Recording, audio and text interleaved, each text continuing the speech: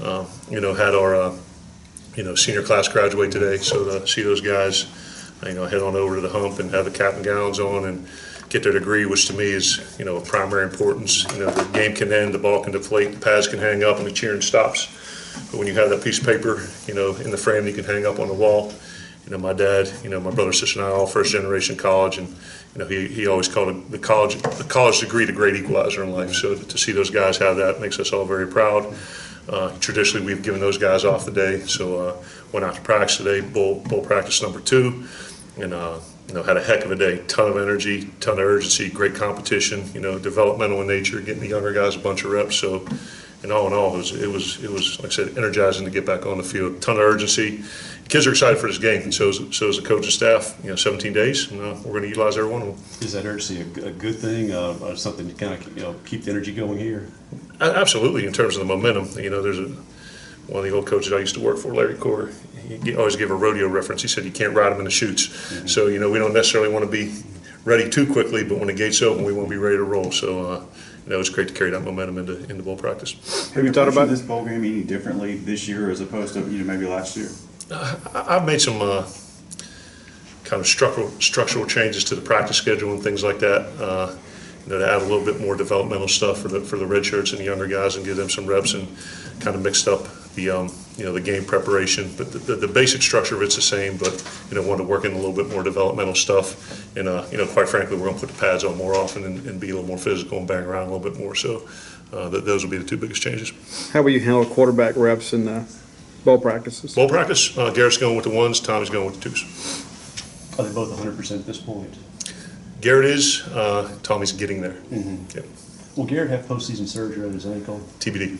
Yes, sir. Any injuries to report in the interim or anything like that? No, actually, we've gotten guys healthy. I'd say that Cromity's the one that's still kind of lingering, and we anticipate him back on Monday when we get to go into Louisville prep for day 1 of that. So that's really the only one that's kind of lingering out there. Coach Satterfield, obviously in his first year there, how much familiarity do you have with him? And very, very familiar. When I was at Akron, and Coach was the OC at Appalachian State for Coach Moore, I believe. Mm-hmm. We were kind of transitioning to that style of offense, and it was something that they had run, and he came up to visit us at Akron, and we spent a day doing professional development. And I think the world of him as a person and as a coach. He's done a great job of that, and then obviously he's done a fantastic job with the turnaround this year. So I have the utmost respect for Coach Satterfield and his staff. He's a great guy and a very good coach. Cam and Kylan obviously announcing they're going go to the draft and things. What were those conversations like with those guys? No, I mean it's our job as a coaching staff to provide the young men with information. What's their draft grade? Who are the people coming out at their position? Upperclassmen and underclassmen, and see where they rank within that. And once they have the information, allow them and their families to make the decision what they feel is the best interest of their futures. So certainly they've done a ton for Mississippi State, and we wish them the best moving forward. And I think it's credit to those guys that they have that opportunity. How rewarding is it that Kylan still intends to play the bowl game?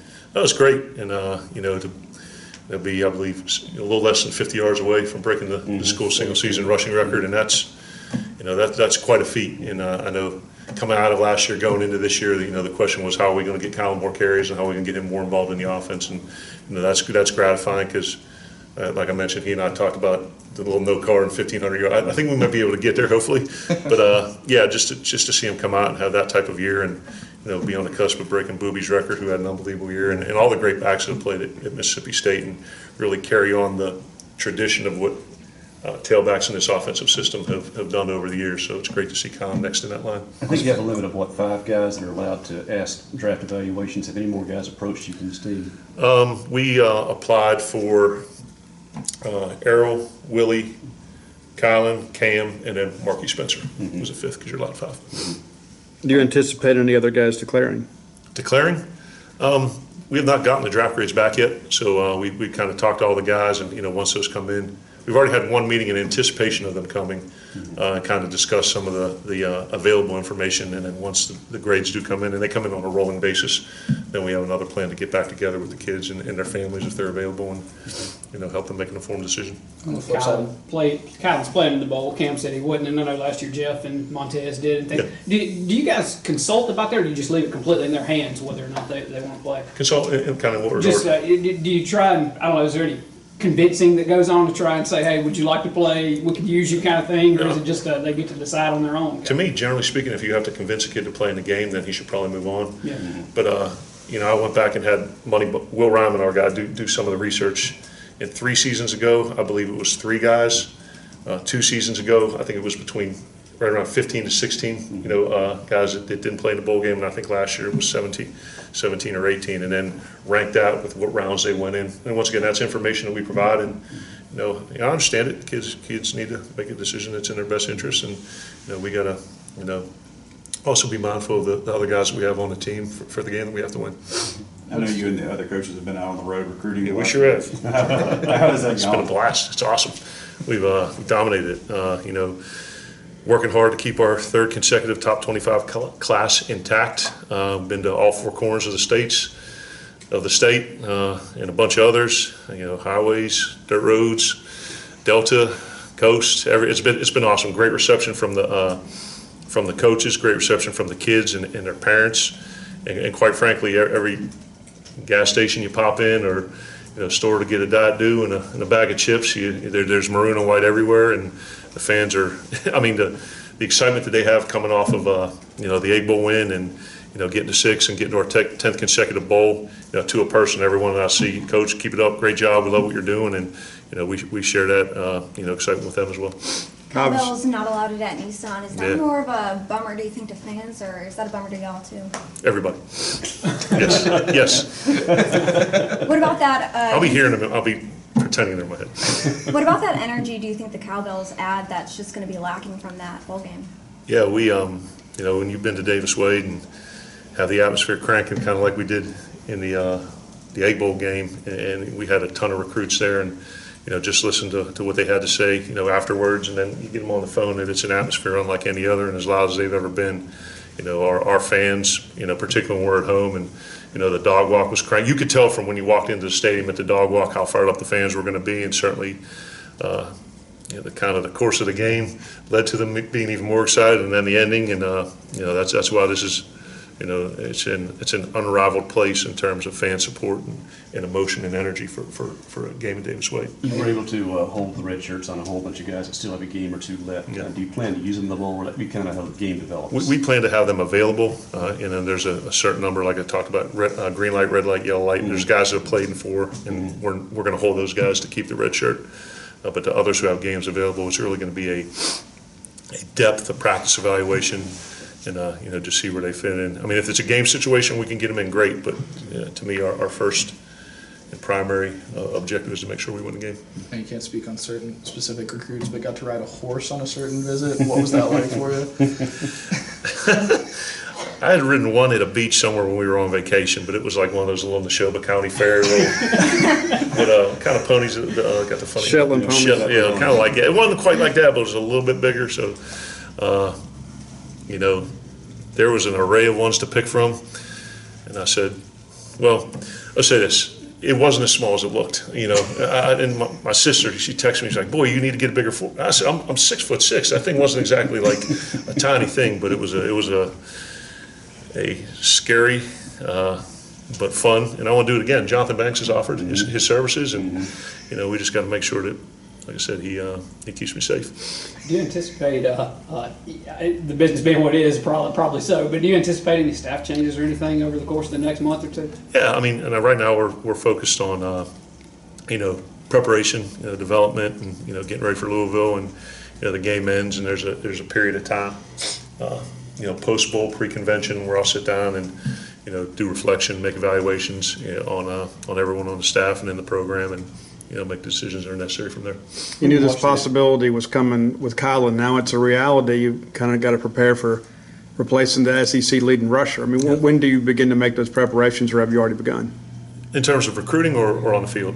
All encompassing, right No, there. I think, as Colin, we head into the bowl game, you got Kyle, and Nick has been a phenomenal asset to us, and, plan to get him, cranked up in the bowl game with it being his last game, and kind of use Kyle, and he is a 1-2 punch. Lee Witherspoon's a tremendous talent, and we've seen that in flashes during practice and during the games. And, Kareem Walker, was a number 1 or number 2 ranked running back in the country coming out of high school, and big, strong physical presence. We saw some nice things out there today at practice, and he gives the defense fits on scout team, and we've got a couple good ones coming in the recruiting class. So we'll be ready to roll.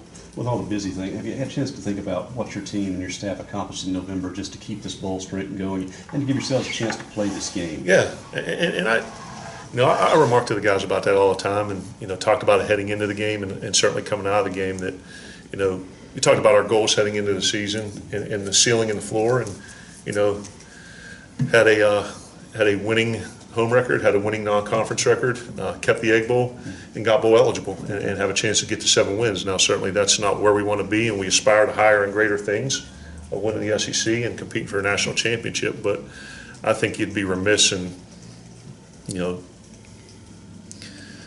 to discount the amount of adversity that we fought through this season. And once again, the people that I see out in the state, and the fans, and the people who write letters and send cards, and my peers, and say, guys, graduation of 8 of 11 on defense, and then whatever it was, 6 of 11 on offense, particularly 3 first-rounders, and then the suspensions, and then the injuries, for you guys to fight and scratch and claw and have the point where we were 3-5 and needed to win 3 of our last 4 to get bowl eligible. If a team doesn't have a great culture and they don't believe, they very easily could have folded at that juncture of the season. But for us to come back and win 3 or 4, including the Egg Bowl, I think that speaks volumes for our seniors, our leaders, our coaching staff, and our young guys, that we were able to make that rally late in the season. It's a little general, but just people always talk about having that extra month of practice as a coach. How much does that just help getting guys extra reps, and especially those younger guys? Yeah, and kind of, yes, about the construct of practice where, we did more 7-on-7s than teams last year, and now we're letting these guys, put the pads on and let them bang against each other. But it's great because you can have a twofold focus where you want to get the work of the young kids, developing them, but at the same time, concentrating on bowl preparation. So today and tomorrow are just going to be strictly developmental practices. We'll game plan tomorrow, and then all day Sunday, and then Monday when we come in, that'll be a first and second down day for Louisville, and also in conjunction with developmental stuff. So that's kind of we talked about just changing up the practice schedule a little bit. Did that answer the question? I kind of went around the circle. Sorry, let's pretend it did. Have they told you what the bowl swag is yet? Gift suites tomorrow. I saw like a PowerPoint slide, so there was a grill on there, but. You need one? Yeah, man. You need one? A grill? Yeah. No, we got no, we're good. We got a wood. What are the things where you wood fire? No, where it's like stone, but you put pizza in it.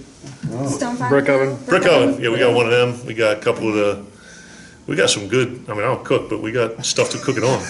Hell, we got one next to the basketball court we don't even use. So if anyone needs a grill, we'll put it on Craigslist or whatever it is you sell. eBay. Is that a thing? eBay?